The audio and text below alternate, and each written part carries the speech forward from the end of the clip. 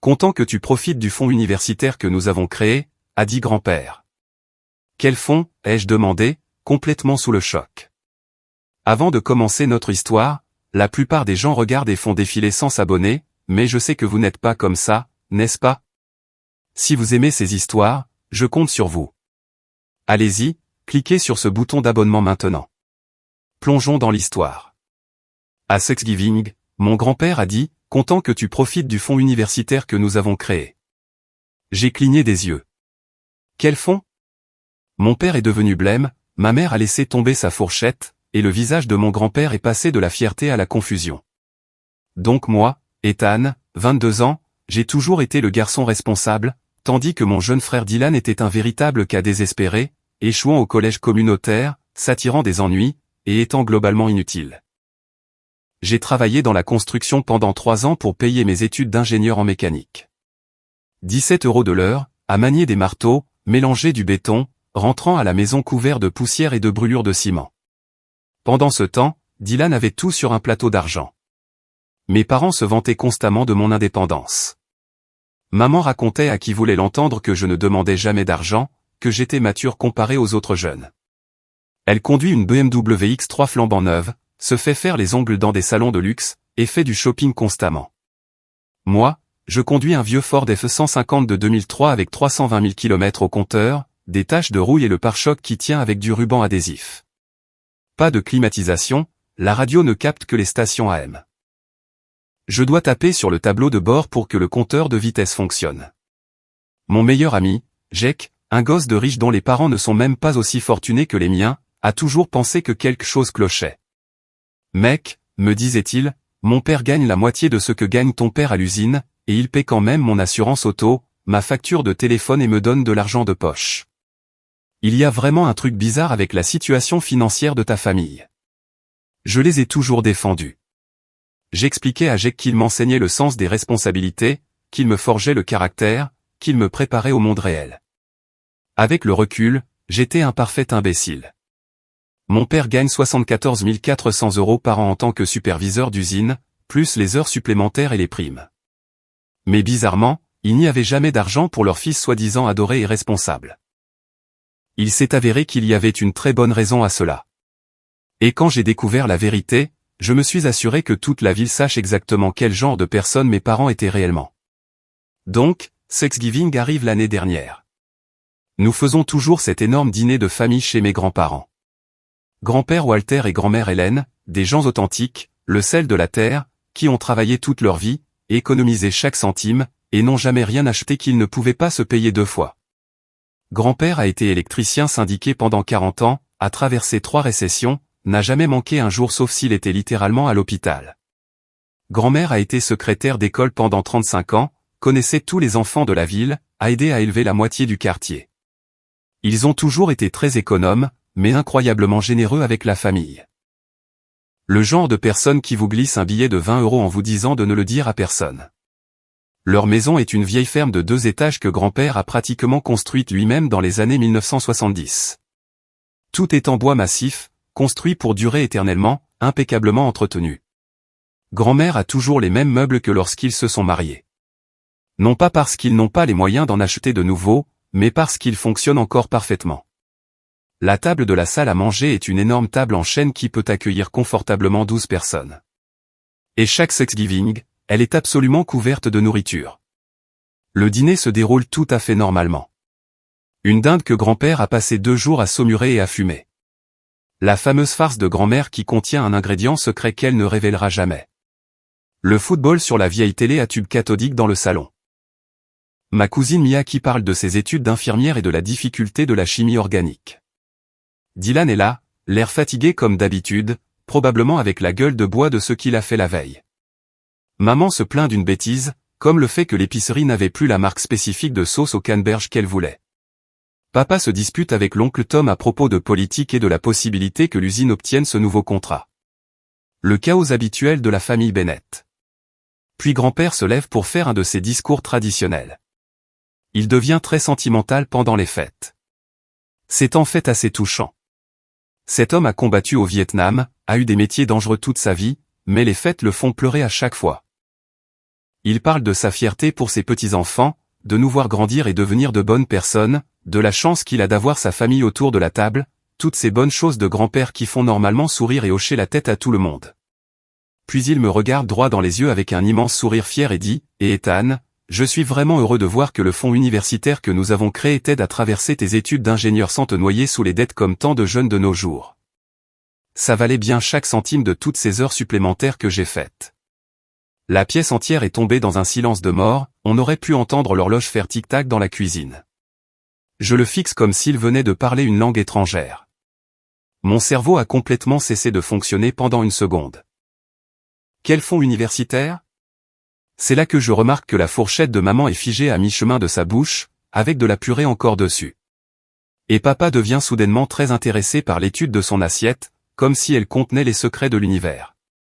Dylan est le seul à continuer de manger, complètement inconscient comme toujours, faisant des bruits de mastication dégoûtants qui semblent soudain incroyablement forts.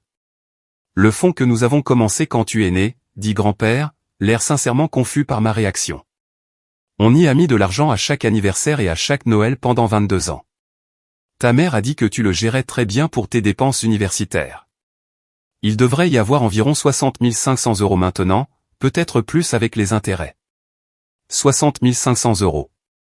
J'ai eu l'impression que quelqu'un m'avait frappé en pleine poitrine avec une masse. L'air a complètement quitté mes poumons. Personne ne m'a jamais parlé d'un quelconque fonds, ai-je réussi à dire, ma voix sonnant étrange et lointaine. C'est là que maman a finalement parlé. Et c'est ici que vous allez voir exactement quel genre de personne elle est vraiment. Au lieu d'avoir l'air honteuse, désolée ou même surprise, elle prend ce ton vraiment irrité et défensif, comme si j'étais un gamin curieux qui demandait à voir leurs affaires privées. Eh bien, nous ne pensions pas que tu avais besoin de connaître tous les détails de nos arrangements financiers familiaux, dit-elle, comme si je demandais à vérifier leurs impôts. Tu es encore à l'université. Tu n'as pas besoin de te soucier de questions d'argent compliquées. Nos arrangements financiers familiaux, ai-je répété, ma voix devenant plus forte. Grand-père vient de dire que c'était mon fonds universitaire. Techniquement, il a été mis à nos noms, marmonne papa sans lever les yeux de son assiette. Pour des raisons fiscales et juridiques. Nous le gérons de manière responsable. Jake, qui avait été invité parce que mes grands-parents l'adorent et insistent toujours pour qu'il vienne aux événements familiaux, s'est soudainement redressé comme s'il venait d'entendre la chose la plus intéressante du monde. « Attendez une minute, dit-il, souriant comme si c'était le matin de Noël. Vous voulez dire qu'Ethan mange des nouilles instantanées et travaille sur des chantiers depuis 4 ans alors que vous êtes assis sur 60 500 € qui sont censés être son argent pour l'université ? Et c'est là que tout a commencé à s'effondrer de la manière la plus spectaculaire possible. Le visage de maman est devenu rouge vif et elle a lancé à Jake un regard méchant. C'est une affaire de famille privée, Jake.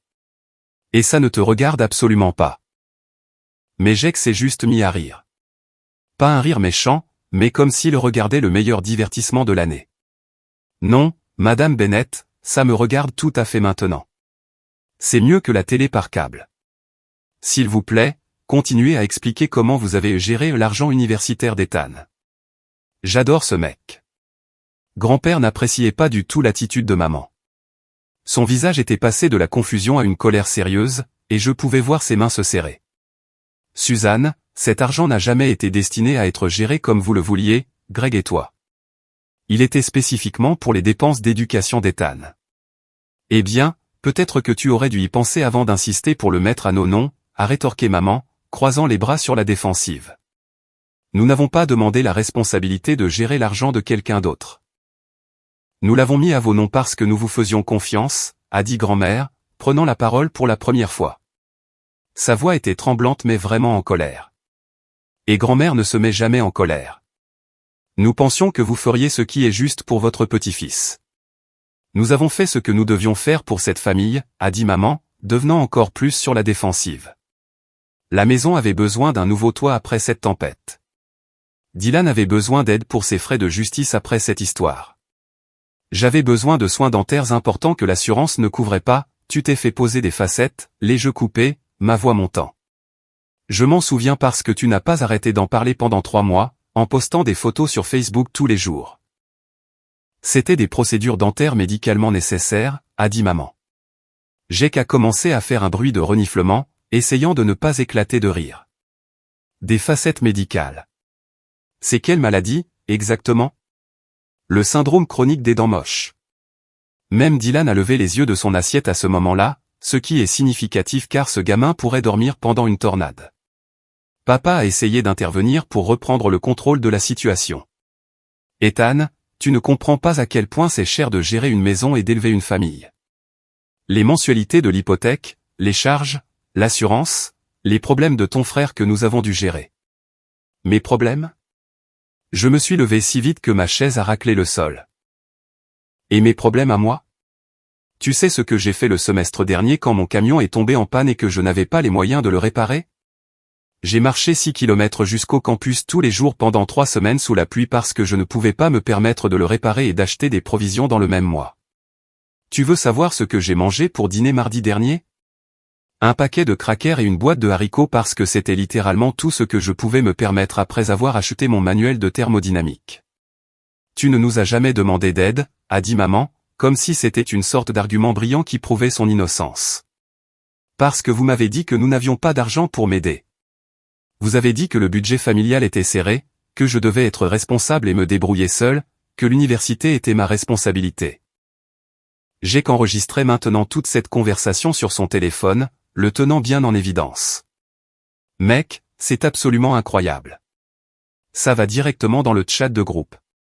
Arrête d'enregistrer notre conversation privée. A hurlé maman. Non, ça va définitivement dans le chat de groupe, a dit Jake joyeusement. Les potes doivent voir ce niveau de drame familial. C'est là que papa a complètement perdu les pédales, commençant à crier sur Jake pour qu'il supprime la vidéo immédiatement, menaçant d'appeler la police, disant qu'il ferait arrêter Jake pour enregistrement sans permission, toute la panoplie. Mais Jake a juste continué à sourire et a tenu son téléphone plus haut. Monsieur Bennett, avec tout le respect que je vous dois, votre fils vient de découvrir que vous avez volé son fonds universitaire. Je pense que ça vaut vraiment la peine d'être documenté pour la postérité. Le mot « voler » a eu l'effet d'une bombe dans la pièce. Maman a commencé à crier qu'ils n'avaient rien volé. C'était leur argent à gérer. Ils avaient des dépenses et des responsabilités familiales. Dylan avait besoin d'aide et de soutien. Je me débrouillais très bien tout seul de toute façon, blablabla. Mes grands-pères en avaient assez entendu. Il s'est levé lentement, s'est approché de l'endroit où papa criait encore sur Jake, et d'une voix calme et basse qui portait étrangement plus d'autorité que des cris, il a dit, « Greg, je veux que toi et Suzanne sortiez de ma maison tout de suite. » Papa, tu réagis de manière complètement excessive à cette situation. Sors de ma maison. Je n'avais jamais entendu grand-père élever la voix de toute ma vie. C'était comme un coup de tonnerre qui a traversé la pièce. Maman a attrapé son sac à main, marmonnant encore à quel point tout le monde était injuste, à quel point elle s'était sacrifiée pour cette famille. Comment personne ne comprenait à quel point les choses étaient difficiles pour les parents de nos jours, comment ils n'appréciaient pas tout ce qu'elle faisait. Dylan est sorti en traînant les pieds derrière eux sans regarder personne dans les yeux. Probablement juste content d'échapper au drame. Après leur départ, la maison était d'un silence de mort, à l'exception de grand-mère qui pleurait doucement dans sa serviette. Jake a rompu le silence. Mec, tes parents sont de véritables sociopathes. Et honnêtement, je commençais à penser qu'il avait peut-être tout à fait raison. Cette nuit-là, Jake et moi sommes retournés à mon minuscule appartement et avons commencé un sérieux travail de détective. Jake est peut-être un gosse de riche, mais il est aussi en spécialisation commerce avec une mineure en comptabilité. Donc, le mec s'y connaît vraiment en argent. De plus, il a accès à des ressources par le biais de sa famille que je ne pourrais jamais me permettre. Premièrement, dit-il, en ouvrant une canette de soda et en s'installant à ma table de cuisine. Nous devons voir exactement combien ils ont pris et où chaque centime est allé. Comment diable est-ce qu'on commence à faire ça? Tes grands-parents ont créé le fonds, non? Ils auront toute la documentation, les relevés bancaires, les documents de fiducie, les registres de dépôt, les registres de retrait, toute cette paperasse financière. J'ai appelé grand-père dès le lendemain matin. Il était toujours très en colère, mais plus triste qu'en colère, ce qui a rendu les choses encore pires. J'ai toute la paperasse, dit-il d'une voix fatiguée. Je tiens des registres détaillés depuis 22 ans. Chaque dépôt, chaque relevé, tout. Viens cet après-midi et nous passerons tout en revue. Quand nous sommes arrivés chez eux, grand-père avait tout étalé sur la table de la salle à manger comme s'il se préparait à la guerre. des relevés bancaires remontant à des décennies, des bordereaux de dépôt, des documents de fiducie, même un carnet manuscrit où il avait noté chaque contribution avec les dates et les montants. L'homme tenait de meilleurs registres que la plupart des entreprises. La vache, a sifflé Jacques, en regardant la quantité de paperasse. Ton grand-père ne plaisante pas avec la documentation. Les chiffres étaient absolument brutaux quand nous avons commencé à les additionner. Ils ont commencé avec 465 € à ma naissance, puis des dépôts réguliers de 185 € à 280 € à chaque anniversaire et Noël sans faute.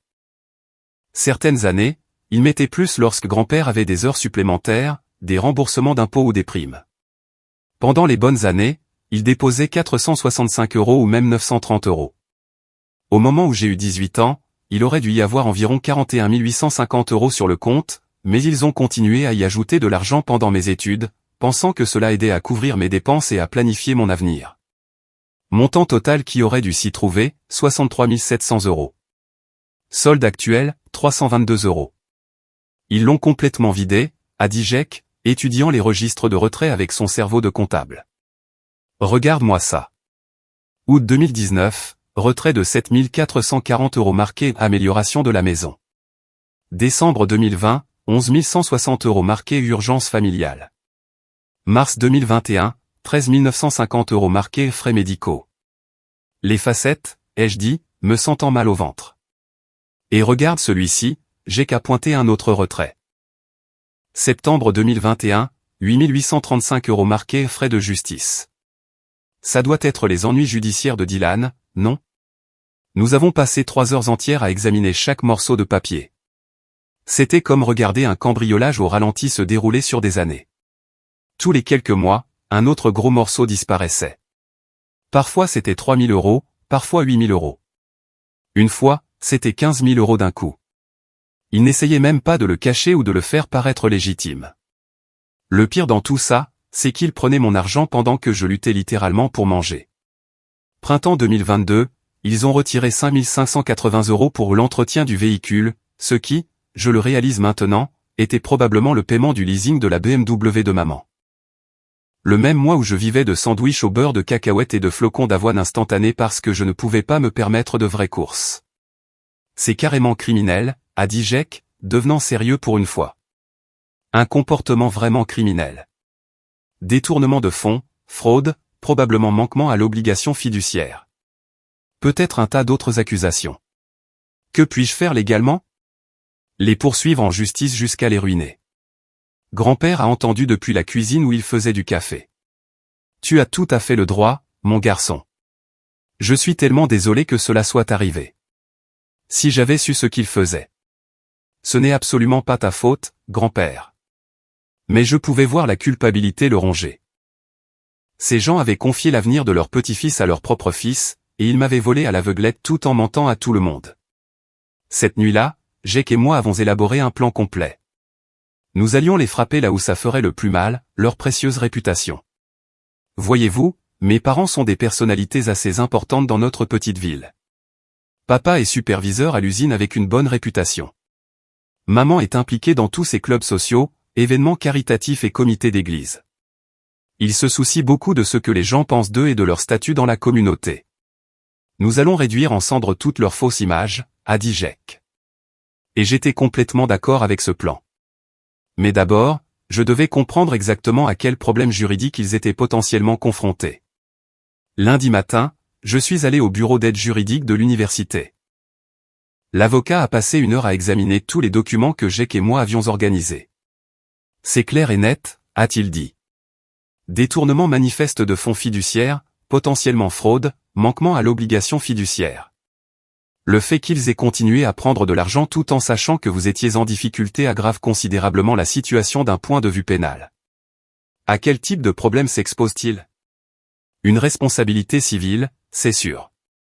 Ils devraient rembourser chaque centime plus les intérêts et les dommages-intérêts punitifs. Des poursuites pénales sont également possibles. On parle ici d'éventuelles accusations de crime. J'ai ressenti un étrange mélange de satisfaction et de nausée. C'étaient toujours mes parents, même s'ils étaient terribles. Jacques attendait dehors, sautillant presque d'excitation. Alors, à quel point sont-ils foutus? Assez complètement foutus si je décide de poursuivre. Excellent. Maintenant, passons à la phase 2 de notre plan directeur. Jake a eu une idée d'un génie diabolique.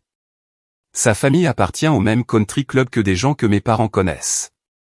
Des chefs d'entreprise, des membres du conseil municipal, des responsables d'église, d'autres personnes importantes qui se soucient de leur réputation. Je vais demander à ma mère de mentionner négligemment au club de lecture qu'elle a entendu parler de la situation de votre famille, a expliqué Jake. Rien de trop spécifique, juste quelque chose comme « Oh, j'ai entendu dire que les Bennett avaient eu de sérieux drames familiaux à propos de la gestion de l'argent. Ces dames feront le reste. C'est assez impitoyable, mec. Tes parents t'ont volé 65 000 € en te regardant manger des nouilles instantanées pendant 4 ans. Qu'ils aillent se faire voir. » Il avait un argument valable. Mais avant de commencer la campagne d'humiliation publique, quelque chose de fou s'est produit. Maman a appelé mardi soir en pleurant. « Ethan, chérie, nous devons vraiment parler. Il y a eu un énorme malentendu. » Je l'ai mise sur haut-parleur pour que Jake puisse entendre. « Nous le gérions de manière responsable pour toi, a-t-elle expliqué. Nous savions que si tu avais accès à autant d'argent à l'université, tu le gaspillerais en fêtes et en filles comme la plupart des étudiants. Nous le protégions pour ton avenir. » Jake a dû se couvrir la bouche pour ne pas rire. Le protéger? Maman, il reste 322 €. Nous avons eu d'importantes dépenses familiales. Ton père a été licencié. Les ennuis judiciaires de Dylan ont coûté des milliers d'euros.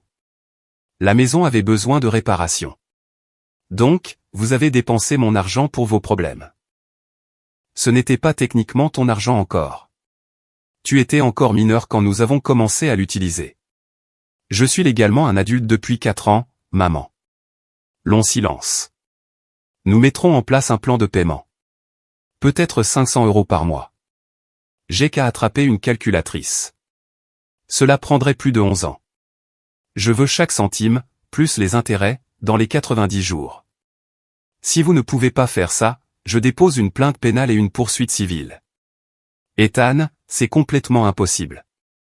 Alors vous feriez mieux de trouver une solution rapidement. J'ai raccroché. Jake était pratiquement en train de rebondir. Mec, c'était d'une froideur incroyable. Je suis si fier. Tu penses qu'ils vont vraiment payer? Jamais de la vie. Ce qui signifie que nous passons à la phase 3.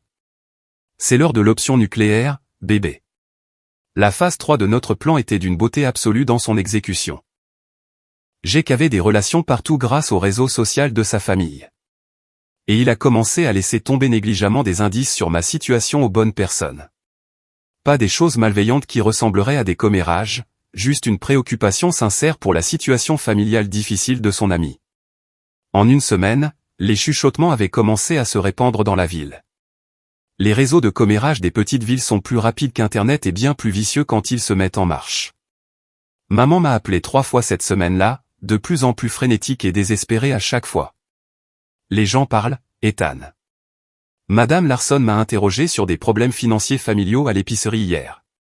Que as-tu dit exactement aux gens sur nos affaires privées? Je n'ai rien dit à personne, maman. Alors comment les gens sont-ils au courant de nos affaires familiales personnelles? Peut-être parce que vous avez volé 65 000 € à votre propre fils. Ce genre de choses a tendance à se savoir. Nous n'avons rien volé. Nous avons géré les ressources familiales de manière responsable. Mais je pouvais entendre la panique sincère dans sa voix. Sa précieuse réputation commençait à se fissurer. La véritable bombe nucléaire a explosé lorsque la mère de Jake a accidentellement mentionné la situation à Madame Walsh, qui dirige le réseau de commérage le plus grand et le plus efficace de 3 comtés. À la fin de cette semaine, littéralement tout le monde en ville savait que Greg et Susan Bennett avaient volé le fonds universitaire de leur fils pendant qu'ils travaillaient dans la construction et mangeaient des nouilles instantanées. Papa m'a appelé samedi matin, absolument furieux et désespéré. Tu dois contrôler la situation immédiatement, Ethan. On me lance des regards bizarres au travail. Ta mère pleure tous les jours. Il faut que ça cesse tout de suite. Il y a une solution simple, papa. Rembourse-moi. Nous n'avons pas 65 000 € qui traînent. Alors peut-être que vous n'auriez pas dû dépenser 65 000 € qui n'étaient pas à vous. Bon sang, Ethan. Nous sommes censés être une famille. La vraie famille ne se vole pas entre elles. Nous allions absolument te le rembourser, un jour. Quand exactement? Dylan a 25 ans et vit toujours dans votre sous-sol à jouer aux jeux vidéo. Maman vient d'acheter un nouveau sac à main la semaine dernière qui a probablement coûté plus cher que mon loyer mensuel. Quand exactement aviez-vous prévu de me rembourser? Il n'a pas pu répondre à cette question. Mais le meilleur restait à venir. Jake avait fait des recherches sur la situation professionnelle de mon père. Il s'avère que l'usine où il est superviseur a des politiques d'éthique assez strictes pour les employés de direction. Les personnes en position de supervision ne peuvent pas avoir de problèmes juridiques ou de scandales financiers car cela nuit à la réputation de l'entreprise. Ton père va devoir divulguer toute cette situation au RH, m'a dit Jake. Les accusations criminelles, les poursuites civiles, tout ça doit être signalé. Ils ne le licencieront peut-être pas immédiatement, mais ses chances d'être promu un jour sont pratiquement nulles. Et maman, son statut social était déjà en train d'être complètement détruit. Le conseil d'administration de l'œuvre de charité dont elle faisait partie a commencé à se restructurer et, comme par hasard, ses postes ont été éliminés. Ses amis du club de lecture étaient soudainement trop occupés pour déjeuner. Le country club, où elle aimait se vanter de sa famille réussie, est devenu un champ de mines de conversations chuchotées et de regards critiques. C'était absolument magnifique à voir. Mais je n'avais pas encore fini. Vous vous souvenez que j'ai dit que j'étudiais l'ingénierie mécanique? Eh bien, je suis plutôt bon dans ce domaine. Assez bon pour que j'aie travaillé à temps partiel dans une entreprise de fabrication locale, et ils m'ont offert un poste à temps plein après l'obtention de mon diplôme. Salaire de départ, 70 000 € par an, plus les avantages et les primes potentielles. Je n'avais pas encore parlé à mes parents de l'offre d'emploi, mais il était définitivement temps de jouer cette carte. 2 mois après le désastre de Thanksgiving, les choses s'étaient vraiment gâtées pour mes parents. Papa travaillait toujours, mais il avait été écarté pour une promotion qu'il attendait depuis des mois. Maman était devenue une paria sociale. Son groupe d'amis s'était complètement évaporé. Ses postes dans les œuvres de charité avaient disparu et les gens l'évitaient activement à l'épicerie. Dylan, étant le génie absolu qu'il est, a décidé que c'était le moment idéal pour se faire arrêter à nouveau. 3e infraction, ce qui signifie une peine de prison obligatoire et son permis suspendu pour 2 ans minimum. Devinez qui maman et papa s'attendaient à faire sortir de prison et à payer un avocat? Certainement pas moi. Ils devenaient vraiment désespérés. Et le désespoir pousse les gens à faire des choses incroyablement stupides, comme se présenter à mon appartement sans prévenir un mercredi soir vers 21 h. J'ai ouvert la porte pour les trouver tous les deux là, l'air absolument terrible. Maman avait manifestement pleuré. Son maquillage était complètement étalé et ses cheveux habituellement parfaits étaient en désordre. Papa avait l'air d'avoir vieilli de 10 ans en 2 mois, avec des cernes sous les yeux et une posture vaincue. Nous devons vraiment parler, a dit papa. Jake était chez moi en train de jouer aux jeux vidéo sur ma vieille console et il s'est immédiatement redressé comme s'il regardait son émission de télévision préférée. Oh là là, ça va être incroyablement bon. Tu veux que je parte? Non, reste. Ils peuvent dire ce qu'ils ont à dire devant toi. Maman est passée devant moi dans mon salon, regardant mes meubles d'occasion et ma petite télé comme si elle visitait un refuge pour sans-abri. Ethan, toute cette situation est allée beaucoup trop loin, a-t-elle commencé. Les gens ne veulent même plus me parler. La carrière de ton père est en train d'être ruinée.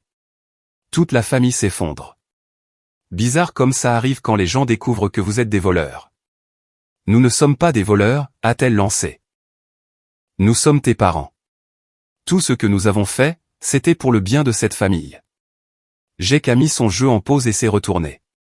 Madame, vous avez acheté une BMW avec l'argent de l'université de votre fils pendant qu'il mangeait des nouilles instantanées. Ce n'est pas pour la famille. C'est juste être une personne horrible. Personne n'a demandé ton avis, maman s'est retournée contre lui. Tout ça, c'est de ta faute. C'est toi qui répands des mensonges sur nous dans toute la ville. En fait, a dit Jake joyeusement, j'ai juste dit la vérité sur ce qui s'est passé. Vous avez fait le reste vous-même. Papa a essayé de reprendre le contrôle. Ethan, fiston, nous savons que nous avons fait des erreurs, mais nous sommes une famille. Nous pouvons régler ça sans avocat, sans tribunaux et sans tout ce drame public. Vous avez eu 65 000 chances de régler ça. Vous les avez toutes dépensées. Oh, nous te rembourserons, a dit maman désespérément. Chaque centime, je le jure. Avec quel argent? Dylan a besoin d'argent pour la caution et un avocat. Vous avez un paiement pour la BMW et une hypothèque que vous pouvez à peine vous permettre. Papa n'aura plus de promotion.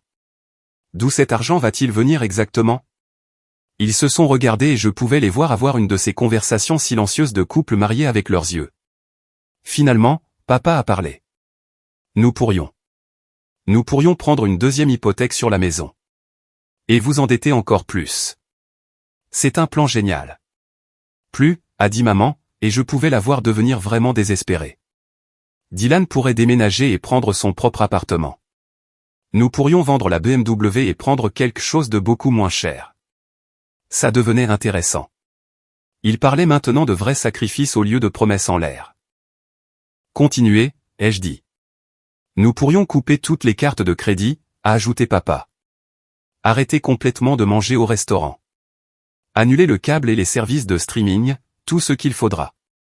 Jake enregistrait à nouveau toute cette conversation sur son téléphone, souriant comme un fou. Et combien de temps vous faudrait-il réalistement pour économiser 65 000 € en vivant comme ça? Ils ont fait un calcul rapide dans leur tête et j'ai vu leur visage se décomposer en réalisant la vérité impossible. Peut-être 10 ans, a dit maman d'une toute petite voix. Essayez 20 ans minimum, ai-je dit. Et c'est en supposant que Dylan ne se fasse pas arrêter à nouveau et n'ait pas besoin de plus d'argent pour des avocats. C'est là que maman a complètement craqué. Elle s'est mise à pleurer à gros sanglots, disant à quel point elle était désolée, qu'elle n'avait jamais voulu que les choses aillent aussi loin, qu'elle voulait juste donner une bonne vie à sa famille et subvenir aux besoins de tout le monde. Mais j'en avais complètement fini d'avoir pitié d'elle. Vous savez ce qui est vraiment drôle, ai-je dit. Vous n'arrêtez pas de parler de subvenir aux besoins de la famille et de nous donner une bonne vie, mais vous savez ce qui m'aurait réellement donné une bonne vie? Ne pas manger de nouilles instantanées et de sandwichs au beurre de cacahuètes pendant 4 ans. Ne pas marcher jusqu'à l'école sous la pluie parce que mon camion était en panne et que je ne pouvais pas me permettre de le réparer. Ne pas rester éveillé la nuit à m'inquiéter de savoir si je pouvais me payer des manuels ou des courses. Nous ne savions pas que c'était si difficile pour toi, a dit papa doucement. Parce que vous n'avez jamais pris la peine de demander. Vous étiez trop occupé à dépenser mon argent pour vous-même pour vous soucier de comment j'allais réellement. C'est là que j'ai décidé qu'il était temps de lâcher la plus grosse bombe de toutes. Mais voilà le truc. Je n'ai plus besoin de votre argent. Ils avaient tous les deux l'air complètement confus. Je suis allé à mon bureau et j'ai sorti un dossier que j'avais gardé pour le bon moment. Vous vous souvenez comment vous avez toujours dit que j'étais si indépendant et responsable? Eh bien, il s'avère que ça paie dans le monde réel. Je lui ai tendu la lettre d'offre d'emploi. Son visage est devenu complètement blanc en la lisant. 70 000 € par an, a-t-il chuchoté. Salaire de départ. Avec les primes et les heures supplémentaires, je gagnerai probablement entre 79 000 et 84 000 € ma première année. Maman a arraché la lettre de ses mains. C'est plus que ce que gagne ton père. Ouais. Il s'avère que les entreprises apprécient les gens qui arrivent à l'heure, travaillent dur et ne volent pas leur propre famille. La pièce est tombée dans un silence de mort, à l'exception de Jake qui essayait très fort de ne pas éclater de rire. Alors, voici exactement ce qui va se passer, ai-je continué. Vous allez me rembourser chaque centime que vous avez volé, plus les intérêts. Tout. Et vous allez le faire rapidement. Ethan, nous ne pouvons absolument pas, j'ai coupé papa. Ou je dépose des accusations criminelles. Vol qualifié, fraude, tout ce que le procureur voudra vous jeter à la figure.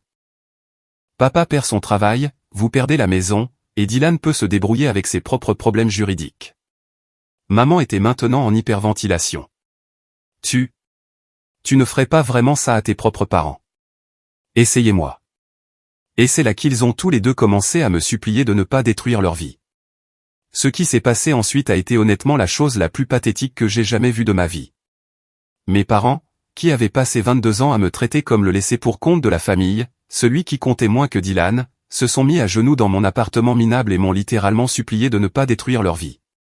Maman sanglotait de manière incontrôlable, le maquillage coulant sur son visage en traînées noires, s'agrippant à mes mains comme si j'étais son dernier espoir. S'il te plaît, Ethan, s'il te plaît ne nous fais pas ça. Je suis tellement désolé pour tout. Je ferai absolument n'importe quoi. Je vendrai tout ce que je possède. Mais s'il te plaît, n'envoie pas ton père en prison. Papa essayait de garder une certaine dignité, mais je pouvais le voir craquer complètement sous la pression. Fiston, je sais que nous avons merdé gravement, mais la prison.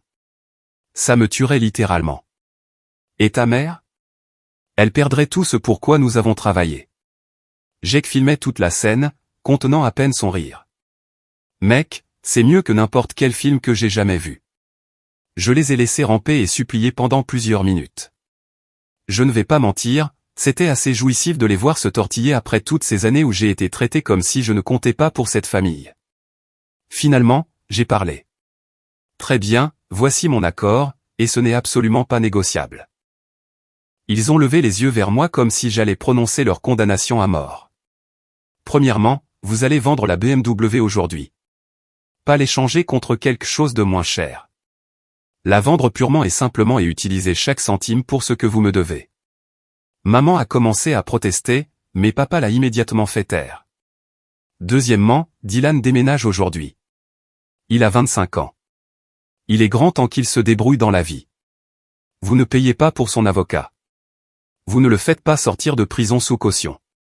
Vous ne lui donnez pas un centime de plus. Mais c'est notre fils aussi, a commencé maman. Moi aussi. Ça ne vous a pas empêché de me voler à l'aveuglette pendant 4 ans. Troisièmement, tu vas trouver un deuxième travail, maman. Je me fiche que ce soit pour faire le ménage, travailler chez McDonald's ou quoi que ce soit d'autre. Tu vas contribuer à rembourser ce que tu as volé. Son visage est devenu complètement blanc. Suzanne Bennett, la mondaine et aspirante socialité, travaillant dans le secteur des services. L'horreur absolue. Quatrièmement, vous allez liquider tout ce que vous possédez de valeur. Bijoux, appareils électroniques, meubles chers, tout. Tout va directement à la dette. C'est littéralement tout ce que nous avons, a chuchoté papa. Vous auriez dû y penser avant de dépenser tout ce que j'avais. Et enfin, ai-je dit, savourant chaque seconde. Vous allez prendre cette deuxième hypothèque, un prêt personnel et utiliser au maximum le crédit qu'il vous reste, parce que vous allez me rembourser intégralement dans les 6 mois, pas dans 20 ans. C'est complètement impossible, a pleuré maman. Nous ne pouvons pas emprunter autant d'argent. Alors j'imagine que vous allez en prison. Le silence s'est étiré pendant ce qui a semblé une éternité. Je pouvais pratiquement les voir faire le calcul dans leur tête, essayant de savoir si c'était même possible. Finalement, papa a parlé. Et si nous parvenons d'une manière ou d'une autre à faire tout cela, tu abandonneras les poursuites pénales. Je n'ai jamais déposé de plainte pénale, ai-je dit. Ils semblaient tous les deux confus. Pas encore, ai-je ajouté. Mais si vous remplissez chacune de mes conditions, je n'aurai pas besoin de le faire. Et tu nous pardonneras, a demandé maman, pleine d'espoir. J'ai éclaté de rire. Te pardonner, maman? Tu as volé mon fonds universitaire et m'as regardé lutter pendant 4 ans sans dire un mot. Tu t'es acheté une BMW pendant que je mangeais des nouilles instantanées et que je marchais jusqu'à l'école sous la pluie. Tu t'es fait poser des facettes de luxe pendant que je réparais mes chaussures avec du ruban adhésif. Non, je ne vais absolument pas te pardonner. Mais je ne te détesterai peut-être pas pour toujours si vous arrangez vraiment les choses. Jake n'a finalement plus pu se retenir et a éclaté de rire. Mec, tu es d'une froideur absolue. J'adore ça. Maman l'a fusillé du regard avec une haine pure. Tout ça, c'est de ta faute. Si tu n'avais pas commencé à répandre des mensonges sur nous. Si je n'avais pas quoi? Dis la vérité aux gens. Madame, vous vous êtes mis dans cette situation tout seul. Papa a attrapé le bras de maman. Suzanne, arrête. Nous devons nous concentrer sur la résolution de ce gâchis. Ils ont passé les 2 heures suivantes à appeler des gens, le concessionnaire BMW, leur banque, un agent de crédit que le père de Jake avait recommandé. C'était absolument brutal de les voir réaliser à quel point leurs finances étaient vraiment en désordre. Mais voici la belle partie. Ils ont réussi à le faire. En quelque sorte. La BMW s'est vendue pour 32 500 €. Ils ont obtenu une deuxième hypothèque de 18 500 €. Maman a ravalé sa fierté et a trouvé un emploi dans une entreprise de nettoyage, gagnant 11 € de l'heure. Papa a commencé à travailler des heures supplémentaires et les week-ends religieusement. Ils ont vendu tous ses bijoux, leurs meubles chers, même la collection d'armes à feu de papa qu'il constituait depuis 20 ans. Dylan, comme on pouvait s'y attendre, a complètement perdu la tête quand ils lui ont dit qu'il devait déménager immédiatement et gérer ses propres problèmes juridiques. Il m'a appelé en hurlant que je détruisais la famille et qu'il allait me casser la gueule pour tout gâcher. Jake et moi étions à la salle de sport quand Dylan s'est pointé pour mettre sa menace à exécution. Disons simplement que 4 ans de travail sur les chantiers m'avaient mis dans une excellente condition physique. Et Dylan? Eh bien, Dylan avait passé 4 ans à jouer aux jeux vidéo et à manger de la malbouffe. La correction a duré environ 30 secondes au total. À Noël, mes parents avaient réussi à rassembler 63 700 €, le montant total qu'ils avaient volé, plus les intérêts. Je leur ai fait me faire un chèque de banque avec Jake comme témoin pour officialiser la chose. Voilà, a dit papa, me tendant le chèque avec des mains tremblantes. Nous sommes quittes maintenant. Non, ai-je dit calmement. Maintenant, nous sommes quittes pour l'argent. Nous ne sommes certainement pas quittes en tant que personne. Maman s'est remise à pleurer. Qu'est-ce que tu veux de nous, Ethan? Nous t'avons absolument tout donné. Je veux que vous compreniez ce que vous m'avez réellement fait. Vous n'avez pas seulement volé de l'argent. Vous avez volé 4 ans de ma vie. Vous avez volé ma confiance en la famille. Vous avez volé mon respect. Et vous avez fait tout ça en prétendant être fier de mon indépendance. Nous sommes fiers de toi, a dit papa doucement. Non, vous ne l'êtes pas. Vous êtes fiers que je ne vous ai causé aucun problème. Il y a une grande différence. J'ai déposé le chèque le même après-midi, j'en ai utilisé une partie pour rembourser complètement mes prêts étudiants, et j'ai mis le reste en épargne. Pour la première fois de ma vie d'adulte, j'avais une vraie sécurité financière.